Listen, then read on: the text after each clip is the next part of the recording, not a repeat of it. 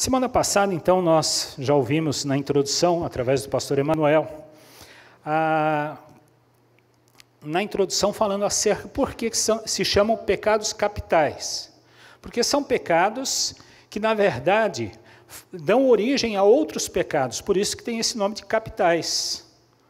Ou seja, cada um desses pecados, eles vão dar origem aos demais pecados que estão, que fazem parte, vamos dizer assim, de tudo aquilo que vai contra o nosso Deus. Nós sabemos que todo pecado é contra Deus. E que todo pecado faz com que nós nos afastemos do Senhor. Os pecados, diz a palavra de Deus, as nossas transgressões fazem separação entre nós e Deus. E há então esses pecados classificados para que a gente entenda que se nós procurarmos trabalhar esses pecados especificamente, nós estaremos nos salvaguardando de que os demais pecados que esses pecados atraem, que esses pecados são as raízes, como o pastor colocou aqui, o tronco da árvore, então os galhos sejam podados e o pecado seja vencido. Hoje nós vamos falar então sobre inveja.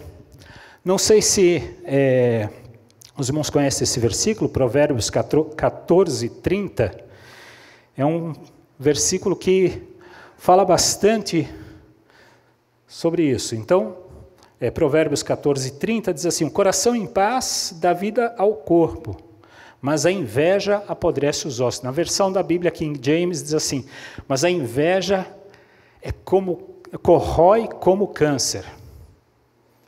Ou seja, a inveja ela tem um poder de destruição interna de que nós não temos noção. São Basílio afirmou que a inveja implantada no coração do ser humano é um vício pernicioso que causa prejuízos à pessoa invejosa, mas não causa dano aos outros. Ou seja, é até considerado um pecado frio, porque nós não conseguimos perceber. É interessante, eu estava lendo sobre isso em vários artigos, não somente o material proposto, mas eu estava lendo que a inveja, ele é um dos pecados que qualquer um de nós tem dificuldade de admitir.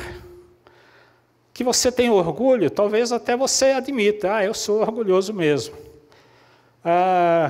Que eu, de vez em quando, extrapolo e minha ira vem à tona, a raiva, ou a minha gula, eu sou guloso mesmo. Enfim, cada um dos 7 pecados seria até natural que nós admitíssemos que nós temos esses pecados. Mas quando a gente fala em inveja, você não vê ninguém admitindo, eu sou invejoso mesmo. É coisa rara alguém admitir, ou seja, porque é um pecado que é uma coisa tão... corrói tanto a pessoa por dentro, que é até difícil para ela admitir isso. Alguém diz que a inveja tem a ver, a palavra latina, inveja vem de invidere, de olhar contra, olhar de forma contrária. É da onde vem a expressão olho gordo. Alguém já deve ter ouvido essa expressão, olho gordo. É daí que vem, da palavra inveja, aquele que olha de forma contrária, aquele que olha com má intenção. E é algo que, se é algo só de você não percebe, as outras pessoas podem não perceber apenas se você externalize isso, mas é algo assim que pode contaminar todo o corpo. O orgulhoso, nós ouvimos semana passada sobre o orgulhoso ele olha de cima para baixo, vendo as pessoas inferiores a si. O invejoso, ele olha de baixo para cima, ou seja, ele vê outra pessoa como superior a ela e quer estar no lugar dela, ou ter as coisas que ela tem. A inveja, então, tem muito a ver com essa questão assim do que o outro é ou do que o outro tem, e que causa cobiça, o 10º mandamento que a Bíblia nos deixa. Mas a inveja, por ela não ser racional, por ela ser algo do coração, ela não se combate com garantias intelectuais, com pensamentos positivos ou com coisas do tipo. A inveja é algo que está lá dentro do coração, arraigado no coração, e que precisa ser combatido lá no coração. Mas antes da gente pensar sobre essa questão de como combater, vamos pensar um pouquinho sobre o que não é inveja. Porque esses dias até eu estava conversando com alguém, depois que me passaram o tema, sobre a tal da inveja santa. Já ouviram falar isso? Inveja santa. Eu já ouvi alguém falar, até o pastor, às vezes, em público, olha, me deu uma inveja santa de irmão fulano, de irmão Beltrano. Na verdade, não existe inveja santa. Inveja é pecado, e pecado não pode ser santo. É igual a tal história do orgulho santo. Né? Porque eu tenho orgulho de ser evangélico. O pastor, esqueci agora o nome dele, escreveu uma vez um artigo sobre isso. Por que eu não me orgulho de ser evangélico? Porque orgulho é pecado da carne, para começar. Aí depois ele trata das questões do atual evangelicalismo brasileiro, misturado com tantas heresias e tantas crendices. Mas assim também, a questão da inveja, não existe inveja santa. Então, o que não é inveja? O que não é inveja é você almejar ter algo que outra pessoa tem sem que você queira que aquela pessoa perca aquilo. Você pode almejar, vamos dizer, o seu vizinho comprou um carro do ano, e aquele carro é bonito, e você olha para o carro dele e fala assim, puxa, eu gostaria de ter um carro igual a este. Isso não é inveja, isso é a palavra certa. Quem trabalha em TI, sabe o que é emulador? O que é um emulador? Algo que simula. A emulação é esse desejo de você ter algo bom. É o desejo de imitar alguém, imitar um colega de classe que tira só nota boa, né?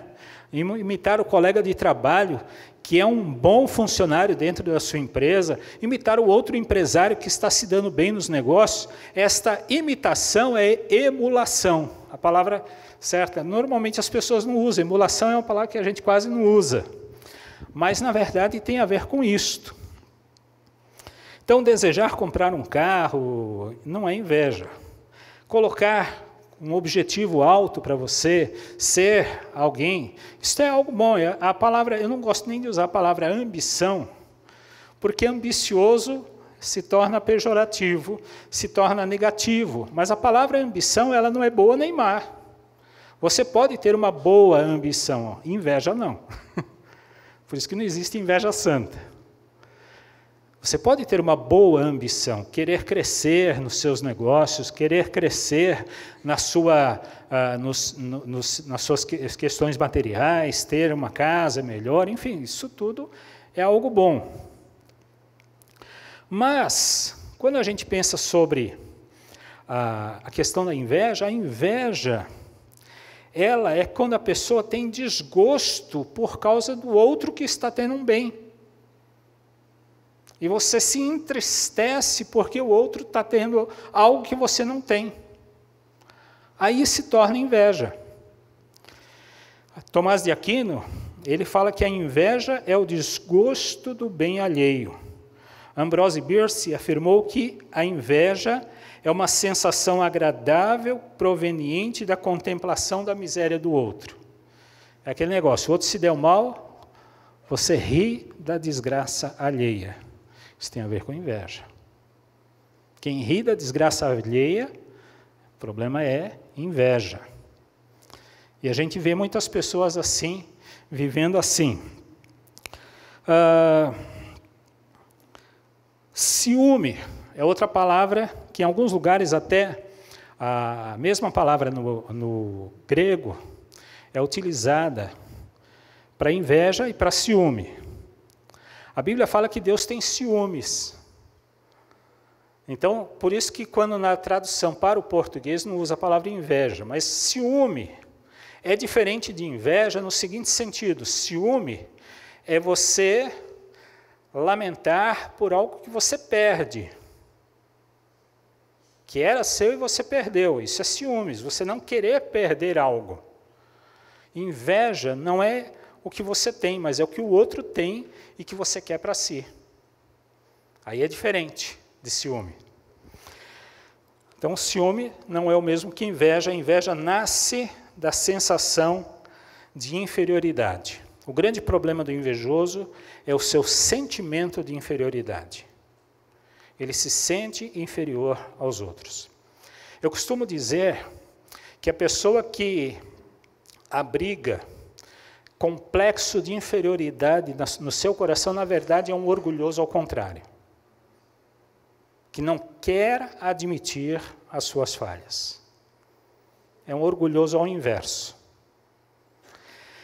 Então, a Bíblia diz que Deus tem ciúmes, mas não diz que ele tem inveja. Para um Deus perfeito, a expressão de ciúme é também perfeita e se mostra como zelo pelo seu próprio nome para o homem pecador. E o ciúme, mesmo quando legítimo, no caso do ser humano, ele é expresso em meio à desconfiança e ao ódio, e aí dificilmente ele não se degenera. Então a gente tem que tomar cuidado, que o ciúme humano ele pode se degenerar. Quando nós falamos de ciúme de Deus, não. Ele é perfeito e ele está zelando por aquilo que é seu. Então o que é inveja? Isso que eu falei não é inveja. A inveja ela é um vício de proximidade. Ou seja, nós vamos invejar aqueles que estão próximos de nós. Então, mães podem invejar outras mães, empresários, outros empresários, pastores, outros pastores. Ué, pastor com inveja, que coisa feia. Mas a gente ouve falar por aí de pastores que têm inveja do ministério de outro pastor. É uma coisa feia, né, de se falar, mas a gente sabe que pode existir vendedores invejando outros vendedores e assim vai por aí afora. George Steiner diz que afirmou que a maldade é criada pelas cercas baixas dos jardins e pelas ruas estreitas em que os homens convivem permanentemente uns com os outros, observando o que os outros têm. Então, essa proximidade faz com que as pessoas tenham inveja. Hoje em dia, nós não temos mais muros baixos, cercas baixas, são muros altos, e as pessoas se isolam, mas, ao mesmo tempo, a vida das pessoas está escancarada ali nos meios de comunicação, da mídia, seja nas mídias sociais, aí nas redes sociais, a vida está escancarada. A inveja, por outro lado, ela é completamente subjetiva, ou seja, como eu já falei, ninguém vai dizer eu sou invejoso, ninguém vai admitir isso. E principalmente porque a inveja está nos olhos de quem tem, de quem vê, não na coisa invejada, não na pessoa invejada. O invejoso é capaz de cobiçar coisas de pouco valor, porque o seu problema não é a coisa em si, nem a pessoa que a possui, porque ela não possui, ela às vezes acredita que não merece possuir. Então, não é justo que o meu colega de trabalho tenha um salário melhor, ganhe mais do que eu, porque ele vendeu mais, e eu não ganho o mesmo que ele, porque eu vendi menos. Enfim, são coisas desse tipo. Não é justo que alguém esteja sorrindo e nesse momento e eu não estou porque coisas ruins têm acontecido na minha vida. Ou seja, a inveja é sempre algo interior, algo interno, algo que está lá dentro do nosso coração. Aí você pensa assim, mas na minha idade, eu já não tenho mais inveja de ninguém. Olha, lê do engano. Inveja não diminui com a idade. Tem pessoas que às vezes pensam que com a idade vai deixando de querer o que os outros têm. Se você é refém da inveja, saiba que não adianta esperar para que a inveja desapareça. Conta-se uma parábola que um rei chegou a um invejoso e a um homem ganancioso e disse o seguinte para eles: um de vocês podem me pedir algo e eu lhe concederei, e cuidarei para que o outro ganhe 2 vezes mais. Isso deixou os 2 homens num dilema. O invejoso não quis ser o primeiro a pedir, pois invejava o que o seu outro companheiro receberia em porção dobrada. Mas o ganancioso também não quis ser o primeiro, pois queria ter tudo que alguém pudesse eventualmente receber. Por fim, o ganancioso persuadiu o invejoso a ser o primeiro a fazer o pedido ao rei. Aí o invejoso pediu então ao rei que arrancasse um dos seus olhos, sabendo que dessa maneira seu companheiro teria os 2 olhos arrancados. A inveja tem a ver com querer o mal do outro. Na Bíblia, e agora eu vou pedir então para os irmãos aqui me ajudarem, há alguns exemplos de inveja. Então lá em Salmo 106, versículo 16, diz assim: no acampamento tiveram inveja de Moisés e de Arão, daquele que fora consagrado ao Senhor. Esse capítulo do Salmo 106, ele se refere a um episódio que ocorreu lá no Velho Testamento, chamado como a rebelião de Coré, Datã e Abirão, narrada no livro de Números, aí pode pôr, Números capítulo 16, versículos de 1 a 3. Corá, filho de Izar, neto de Coate, bisneto de Levi, reuniu Datão e Abirão, filhos de Eliabe, On, filho de Pelete, todos da tribo de Ruben. E eles se insurgiram contra Moisés. Com eles estavam 250 israelitas, líderes bem conhecidos na comunidade e que haviam sido nomeados membros do concílio. Eles se ajuntaram contra Moisés e Arão e lhe disseram: basta, a assembleia toda é santa, cada um deles é santo e o Senhor está no meio deles. Então, por que vocês se colocam acima da assembleia do Senhor? Ou seja, eles estavam questionando Moisés e Arão por causa de que Deus havia colocado Moisés e Arão como líderes deles. Ou seja, que direito vocês têm de se porem em evidência sobre nós? Às vezes a gente percebe isso na igreja. Um líder questionado pelos seus liderados. Deus fala só com você? Deus fala com todos, nós cremos nisso. Mas Deus dá papéis diferentes. Ou seja, a inveja já havia consumido os corações. Não era coisa recente, eles alimentavam a inveja há muito tempo. Coré, Datã e Abirão não podiam suportar a posição de destaque de Moisés e Arão. Quem eram eles para se acharem superiores? Moisés tenta explicar aos levitas que Deus havia dado a eles, Moisés e Arão, responsabilidades diferentes, mas, mesmo assim, não houve acordo. O que é que Deus fez? Deus os tragou na fenda de uma rocha. E aí todos os revoltosos foram consumidos pelo fogo. Mas antes de eles serem consumidos pelo fogo, a inveja já havia os consumido internamente. Outro exemplo é a história de Saul e Davi. Vamos abrir lá em 1 Samuel 18, de 5 a 9. Então, lá falando sobre Davi, que já estava ganhando batalhas, e diz assim então o texto: tudo que Saul lhe ordenava fazer, Davi fazia com tanta habilidade, que Saul lhe deu um posto elevado no exército. Isso agradou a todo o povo, bem como aos conselheiros de Saul.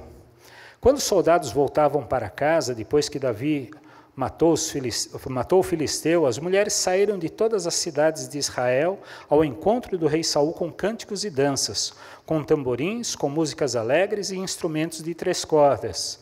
As mulheres dançavam e cantavam. Saul matou milhares, Davi dezenas de milhares.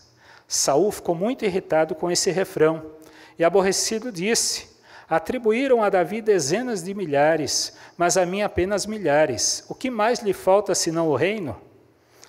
Daí em diante, Saul olhava com inveja para Davi. É interessante que o louvor, o elogio recebido por Davi, que aquelas mulheres davam, foi o estupim que causou a inveja em Saul.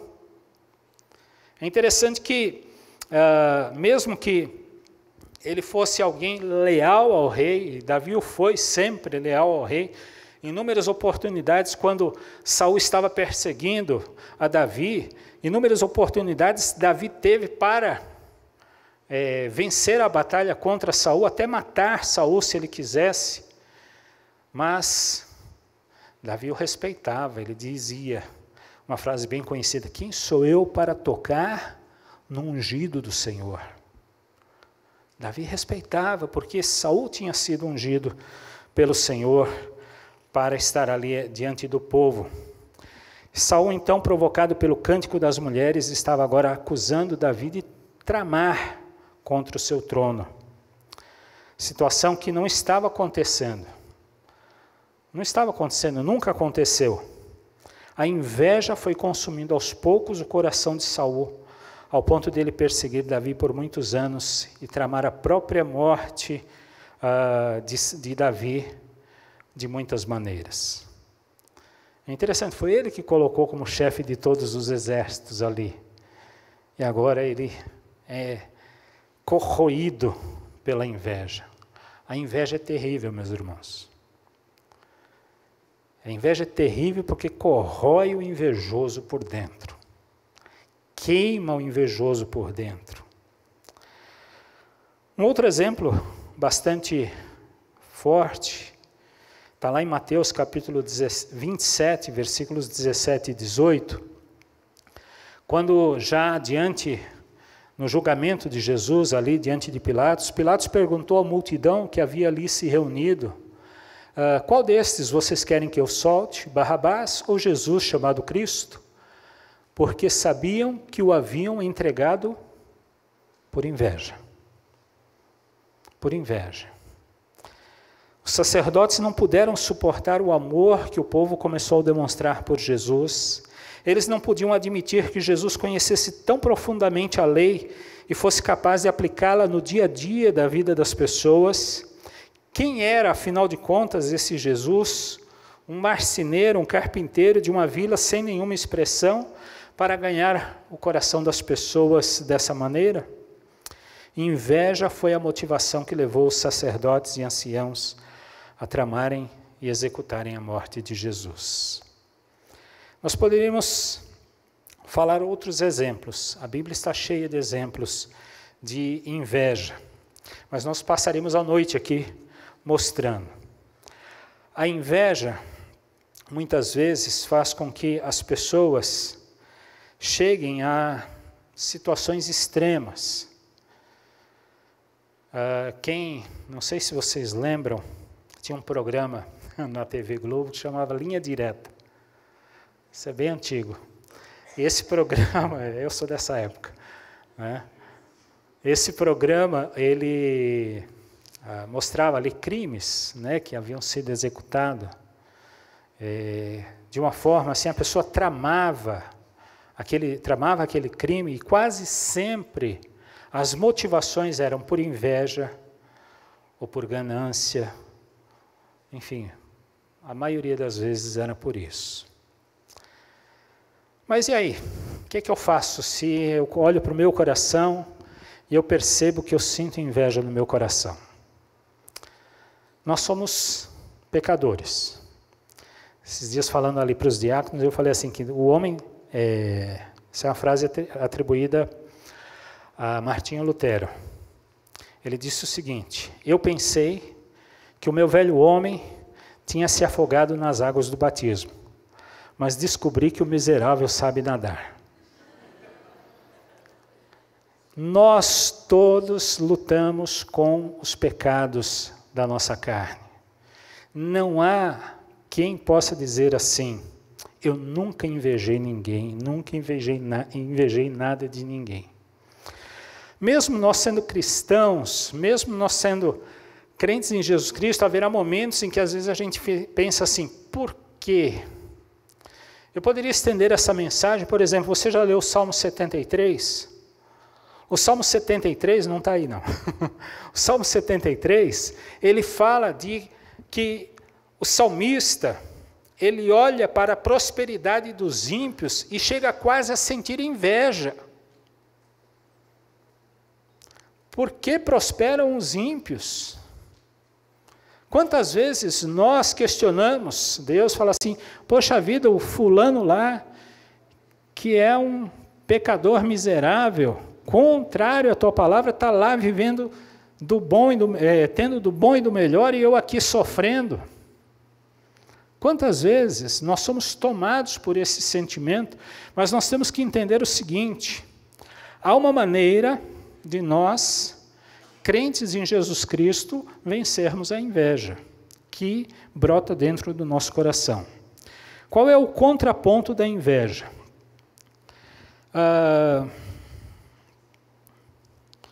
Eu poderia aqui falar vários textos, mas eu pedi para colocar Mateus 5,4. Olha aqui o que é que diz Mateus 5,4. Aí você vai pensar, mas o que é que isso tem a ver para combater a inveja? Bem-aventurados os que choram, porque eles serão consolados. A palavra usada por Jesus para chorar se referia a um lamento profundo, ao lamento daqueles que se deparam com a morte. É a tristeza intensa e esmagadora de quem não tem mais o que fazer. É interessante que o contraponto para o orgulho, vimos na semana passada, é bem-aventurados os humildes de espírito, os pobres de espírito, porque eles serão fartos. Bem-aventurados os que choram, porque eles serão consolados.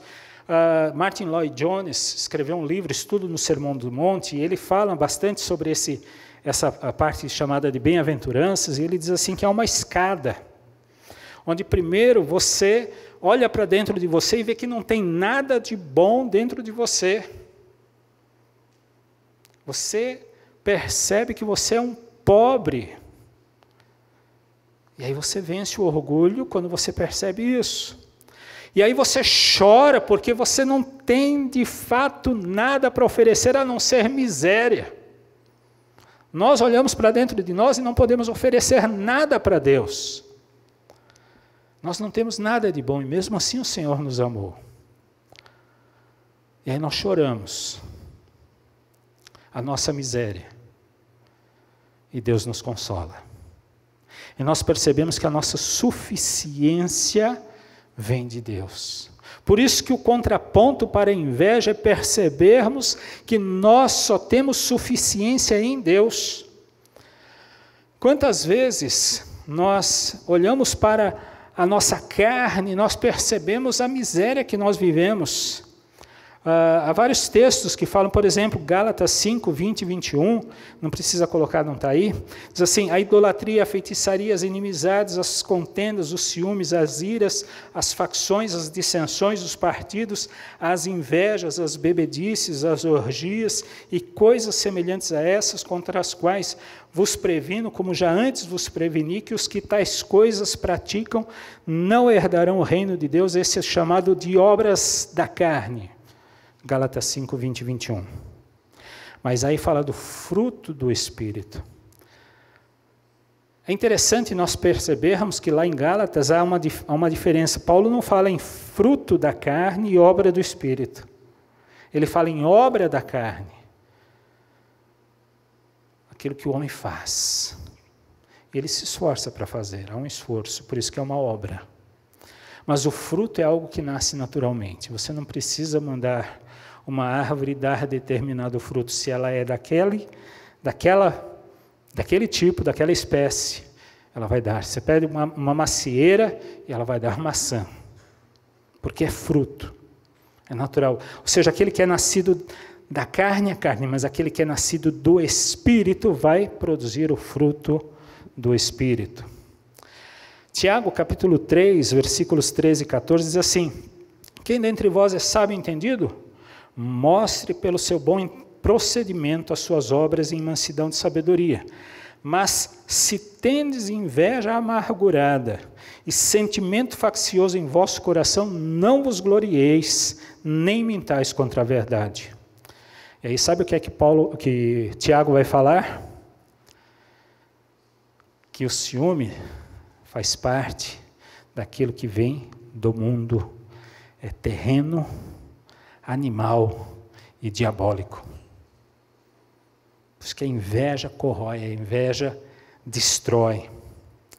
Então, enquanto vivemos num mundo onde o pecado passeia com toda a liberdade, onde o maligno impera, a inveja não será banida. Nós lidamos com ela, chorando com os que choram. Felizes são os que choram.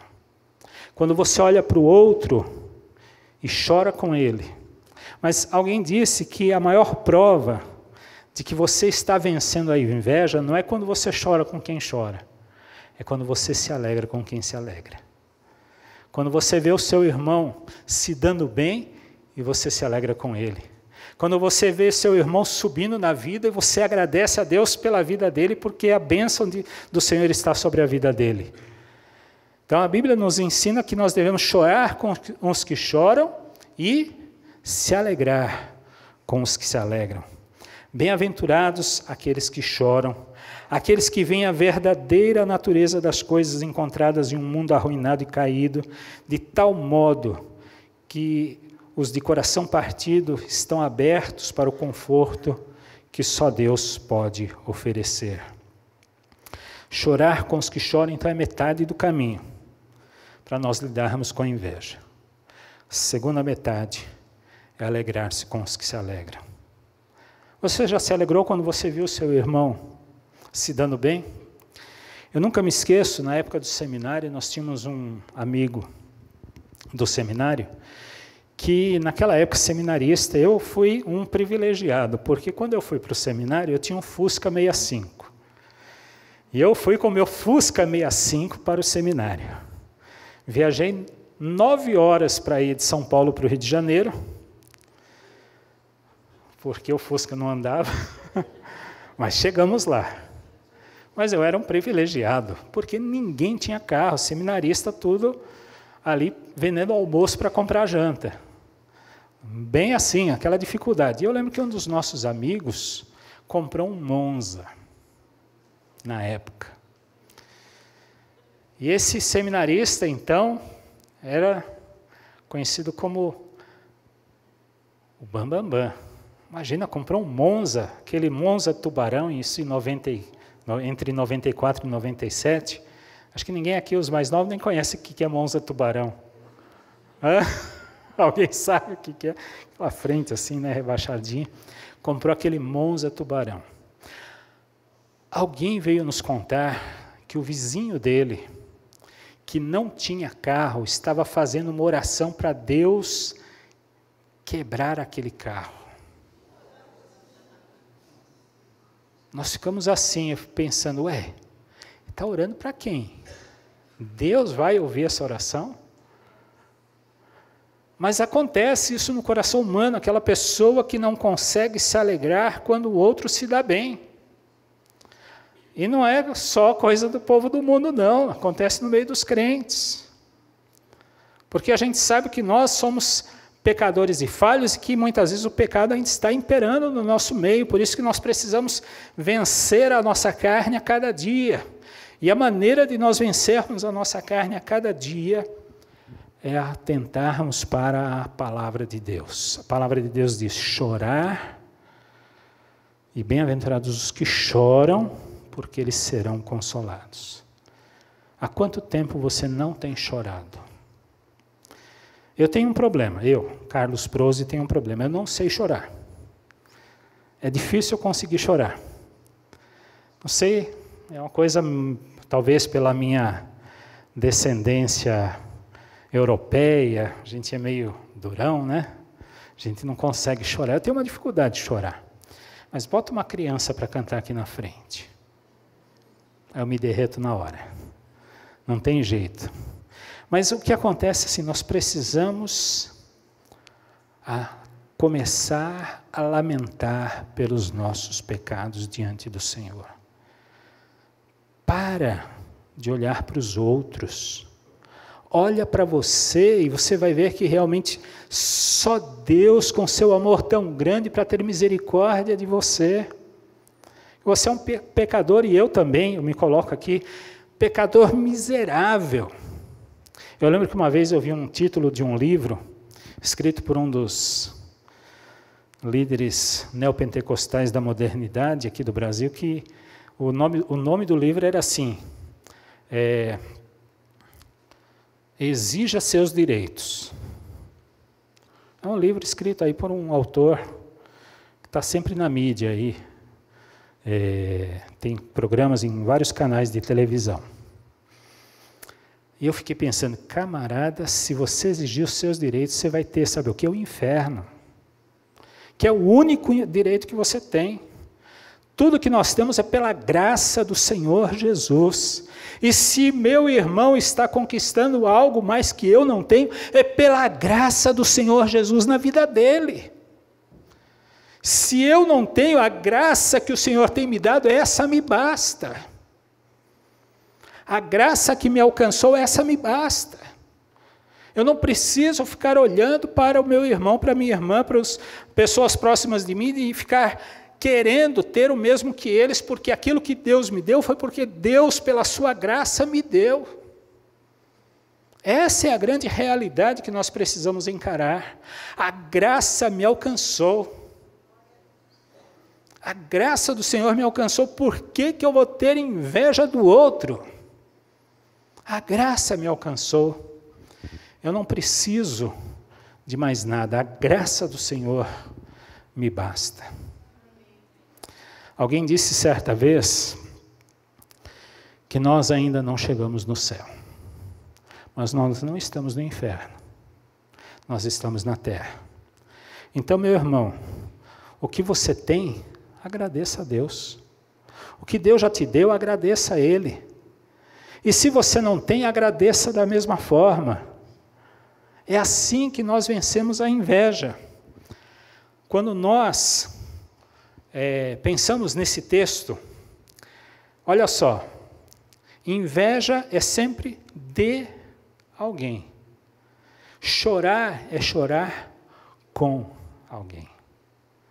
Ou seja, a inveja nos afasta, a inveja nos leva para longe.